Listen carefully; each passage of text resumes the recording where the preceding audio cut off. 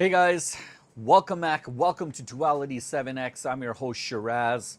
I want to talk about, well, it's fight weekend, and we got Fabio Wardley, who's obviously undefeated, and he's going to be fighting Daniel Dubois. He's going to be defending his world title. And Daniel Dubois believes that the run that Fabio Wardley has had is finally over. And honestly, guys, this fight feels a lot bigger than people realize. The implications, the rewards, what this means for the sport of boxing, what this means for the heavyweight division is very, very crucial, guys, because underneath all the trash talk between these two guys, this matchup represents something boxing has been arguing about for years. And the thing that a lot of people are talking about is can raw instinct beat elite development? This is the age-old question a lot of people have, because some people question, does experience eventually catch up to everybody? Well, that's kind of what I want to uncover today. That's what I want to talk about, guys. It's absolutely crazy. Fight weekend's upon us. We're one day away. Tomorrow, you guys are going to be watching history in the making. And if it wasn't already history in the making, just last week when we saw Inoue taking on Junto Nakatani, it was absolutely crazy. But this Saturday in Manchester, we're going to get one of the biggest all-British heavyweight fights of the year. WBO heavyweight champion of the world, Fabio Wardley, is going to defend his title. He's going to put his belt on the line against the former IBF World Heavyweight Champion, Daniel Dynamite Dubois. So I'm telling you guys, this is going to be one sweet treat. In addition to UFC 328, that's also happening. And then also we've got Backlash, I believe, WWE. So much is going on this weekend, guys. I'm definitely going to do a live stream, so you got to tune into it. But two huge heavyweight fighters, both with a lot of acclamation, a lot of accolades between these two guys. But both of these fighters have steered their careers, forged their careers through different paths, all the way to the top. Fabio Wardley, he's coming into this fight, guys, with a record of 20 wins. 20 wins, guys, 0 losses, 1 draw, 19 wins by way of knockout. Think about that for a second, guys. Daniel Dubois comes in at 22 wins, 3 losses, and 21 knockouts. 21. Both of these guys are giants, first of all. Okay, they're 6'5", big boys. I mean, Wardley's a little bit older. He's 31 years old. Dubois 3 years younger at 28. And I mean, between these guys, they've got 40 knockout wins. Tally that up, guys. 40 knockout wins plus. So make no mistake, guys. We're in for a ride. We're in for probably one of the biggest boxing heavyweight showdowns that we've seen in quite some time. And I fear that somebody's going to get hurt in this fight.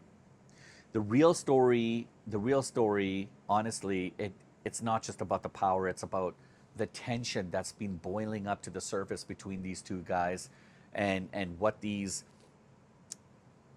two massive heavyweight fighters represent inside the modern world of heavyweight boxing. See, Daniel Dynamite Dubois, he came through the traditional ranks, through the system, an elite amateur background. He's an Olympic level. He's got Olympic level expectations. He had that big promotion. He's got the big boys behind him, guys. He's got fantastic management. He's got a great team behind him. He's got that promotion behind him. I mean, he was supposed to be the future of the heavyweight division years ago. Meanwhile, Fabio Wardley, he came from almost nowhere. Okay, he really didn't start his boxing career until he was probably 21 years old, just a gumshoe coming into the world of boxing. And I mean, when you think about it, 21 years old, he's coming into boxing. I mean, that's crazy. That's crazy for modern day combat sports, but even crazier when you're talking about coming into the heavyweight division, because most top heavyweights have years and years of amateur experience before they even think of turning professional. But Wardley's got an amazing chin. Okay, he basically skipped the line, jumped ahead of the queue, and that's exactly why Daniel Dubois believes he's been lucky, because Daniel's been calling Fabio lucky, said that he didn't have to go through the same route that a lot of people, a lot of other fighters like himself had to. And so that's Daniel Dubois, and he doesn't feel like that's trash talking. He's just trying to call it as he sees it. He genuinely believes that Wardley survived moments where technically sound elite fighters would have probably collapsed. And to be fair, I think that's kind of true, right? There's definitely some truth there, because Wardley was able to kind of skip past a lot of the noise. Let me call it noise, right? I mean, look, Justice Hooney last year, Wardley was losing on the cards. He was losing on the cards before scoring a huge knockout in the 10th round. And I mean, that fight showed both the danger and mystery surrounding Fabio Wardley, because a lot of people are trying to understand Fabio Wardley. They're trying to figure him out. But technically, he could look a little bit messy. He's got an unorthodox kind of an approach to him. Daniel Dubois also has kind of an unorthodox approach to his style of fighting. But with Wardley, sometimes it's almost a little bit uncomfortable, right? And so this is what a lot of people have been calling out. A lot of people have been saying. But I mean, he lands that one shot, and everything changes. Everything changes. And certain fighters, guys, certain fighters are hard to prepare against, because they don't fight correctly. And this is one of those guys in Fabio Wardley, who he'll come at you with a completely different approach and angle that'll confuse you. And I mean, even Daniel Dubois in one of his pressers said that he admitted that. He said that Wardley does things off of pure reactions and instinct, and that many fighters simply aren't used to adapting to that kind of style of approach. And that could be troublesome. That could be very worrisome for a guy like Daniel Dubois, because, I mean, that's an important point, but Daniel Dubois needs this win. He needs this win, guys. And so does Fabio Wardley, but I mean, some fighters dangerously start to break rhythm only because they can't handle the confusion and the noise. I mean, when a guy like Wardley comes at you and he brings that chaos and that unorthodox kind of an approach, and he's not so technical, but in heavyweight boxing, it's terrifying, because one punch can end it all, just like that. Even when the guy across from you can end that fight with one punch, that is absolutely terrifying.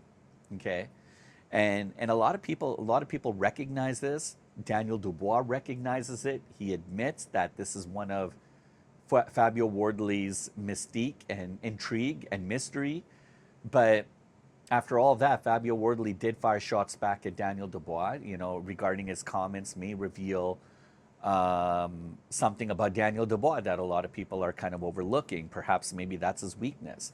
Wardley did question Dubois' coaching situation, about how Dubois briefly left his trainer Don Charles for Tony Sims before eventually returning. And he had a lot to say about that, because Wardley didn't like that. I mean, he called the whole situation surrounding Daniel Dubois leaving his trainer chaotic, and more importantly, he hinted that a fighter like Daniel Dubois, or Daniel Dubois himself, actually struggles with accountability, and he's quick to point the blame and point the finger to everybody else but himself. Now, that's a serious accusation. Daniel Dubois obviously doesn't take kindly to those comments because, I mean, throughout his career, that's the one criticism that has followed him consistently, right? Or constantly, because a lot of other people have also said the same thing. But when things go wrong with Daniel Dubois, some people start to question his mentality, not his power, but his way of thinking. People say he shuts down, even though he's got all the skill, the size, the power in the world. But your mental game, if your mental toughness, if you don't have mental toughness, if your mental game is not 100%, it doesn't matter how physically gifted you look and are and how sound of a technical boxer you are, because that heavyweight boxing confidence matters more than anything, more than the talent itself. That will affect you. And we've seen countless number of times Daniel Dubois looks absolutely unstoppable. Remember that Anthony Joshua win in 2024? I mean, that was massive. That was massive. Daniel Dubois took out Anthony Joshua. He took out AJ, guys, in round number 5. And the way he knocked him out, that changed how people viewed Dubois. And just before that fight, he fought Filip Hrgovic. And in round 8, like, he knocked him out. And he broke down Jarrell Miller in round number 10. I mean, these are all serious wins for Daniel Dubois. Trophy pieces that he can take with them into history. But the other side that a lot of people are questioning when it comes to Daniel Dubois' mental toughness or lack of, are his losses, his 2 losses against Alexander Usyk. And those are the moments when pressure starts to build and then people start to question, okay, now that the pressure is mounting, where's Dubois? He starts to fold mentally. Now, I don't know, but that's probably why this Wardley fight feels perhaps maybe really dangerous for him, because Wardley is the kind of guy that he loves to exchange. He loves it when there's fire all around him and there's just pure brutality and chaos. And if this turns honestly into a messy firefight instead of a controlled technical style boxing match, some people, not me, but some people feel that might actually favor Fabio Wardley. Now, I'm just telling you things that I've read, things that I've heard. From a business perspective, I mean, this fight is very, very important for not only these 2 fighters, but it's also important for the sport itself, for British boxing, because the heavyweight division, as we know, is slowly entering a very transitional phase in British boxing. I mean, look, Tyson Fury's future feels very uncertain at the point. Yeah, he just came off a win. He beat, Makhmudov. But now he's calling out AJ. But AJ's getting older, guys. And I don't really know if AJ wants to fight. I mean, he likes to train, all that. But I don't know if he wants to fight. And Alexander Usyk has already hinted that he's starting to wind down his professional career. And promoters are now searching for the next major British heavyweight attraction. And this is where it gets a little dicey, because who is that person? And so this fight may actually decide who is going to get pushed into that position next. The savior of Britain. This is a huge, huge opportunity. A lot's on the line. Pride of your country is on the line. But when it comes to heavyweight boxing, guys, it's always been built more on stars and clouds than on belts. The heavyweight division doesn't stop for anybody, guys. It moves when personalities connect with their fan base, honestly, okay? Promoters see it, they smell it a mile away, and that's what gives them the energy to hype and market these fights. But these 2 fighters, guys, bring a completely different element altogether to the fight game. They're different. Dubois is a very technically skilled fighter. He brings boxing legitimacy, structure, control, and that elite level pedigree that we haven't seen in a lot of fighters for quite some time. But Wardley Wardley's interesting because he brings that unpredictability factor, guys. That real underdog energy, and honestly, fans love a good underdog, don't they? So I'm curious. I can't wait for this fight, guys. I mean, like especially casual fans. I mean, people are drawn to fighters who who who weren't necessarily supposed to make it, supposed to make it. But Wardley's story, fascinating, fascinating. I mean, it fits perfectly into this whole category, into what he has going on. Uh, I mean, the biggest question I think people have going into this Saturday's matchup against these two fighters in Manchester. What happens, guys? What happens when natural instincts collide with real heavyweight power and experience?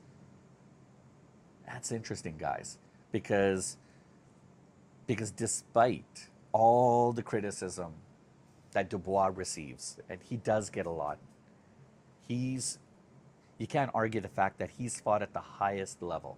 He has a lot of respect, especially from his opponents and fighters. I mean, he shared the ring with Alexander Usyk twice.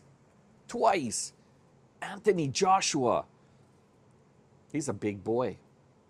He fought Hrgovic. I talked about that. Amazing. Dubois been under some serious pressure in the past. All right. He's proved it already. I don't know what happened in his last fight against Usyk, but look, Wardley hasn't experienced that level of boxing that Dubois has been able to exhibit. He hasn't. But eventually every fighter, every rising heavyweight fighter will reach that moment where raw confidence, listen guys, where raw confidence alone is not enough. It's no longer enough. Some people will argue with me. I don't know. But I mean, I think that this may be that momentum that Wardley might be bringing in to the ring in Manchester. It's going to be interesting, guys, because this may be the night. I know Fabio Wardley's team, his management team, his fans are hoping that this may be the night that Fabio proves to the boxing world again that he's to belong, that he belongs in the ring and as a fighter and as a world champion. That makes this fight even more compelling because it's not just undefeated versus former champion. I mean, it's not just knockout artist versus knockout artist. We're really going to see, guys, it's going to be a battle of two entirely, completely different fighters and different boxing journeys collide, real instincts against elite level boxing power and providence. It's going to be absolutely crazy. And in many ways, guys, honestly, this represents where modern heavyweight boxing is headed. I anticipate more fights like this because today, fighters, I mean, this is just my opinion, guys, but fighters don't always need the most perfect amateur background anymore. They don't. I mean, social media can help elevate a fighter's persona, career, demeanor, candor, profile in more ways than it matters. I mean, marketability matters, guys. Entertainment matters. I mean, look at Adrian Broner. Adrian Broner, a 4-division world champion, former world champion. He's out there doing streams with Dean the Great.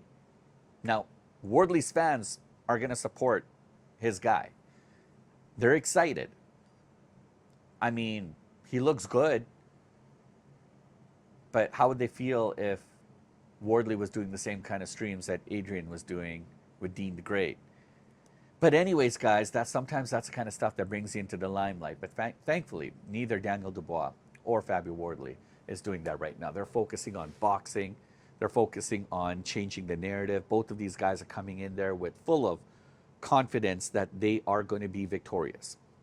And honestly, guys, that's why this fight matters beyond the squared circle of Manchester, because the winner out of these two will not be, may will become a major player in the next era of heavyweight boxing. I can't wait. So I want to hear from you guys. I want to hear your thoughts, your comments. Are you excited to watch this fight? Are you guys excited to see Daniel Dubois versus Fabio Wardley? And I mean, is Fabio Wardley truly elite? Or do you think he got lucky, like Daniel Dubois says? Do you think Daniel Dubois has finally fought the right opponent at the right time? This is for the belt, guys. Question comes down to is who wins this heavyweight war on Saturday night? Well, I guess we're going to find out tomorrow, aren't we? I can't wait to share those details with you guys. Drop your predictions and comments below. As usual, it's a pleasure. It's my pleasure. The pleasure is always mine when I get a chance to talk to you guys. Please smash the like and subscribe. If you enjoyed this breakdown, you can hype this video. You can hit the thanks button. Whatever denominations is comfortable for you guys. It helps us out. Just even liking and sharing and subscribing to this video definitely helps us out with the algorithm. Before you guys go, YouTube thinks that you guys will like one of these two videos, and we will definitely catch you guys in tomorrow's video. Don't be surprised if I do a live stream tomorrow night during the fight. Anyways, guys, thanks for sticking around. We'll catch you tomorrow.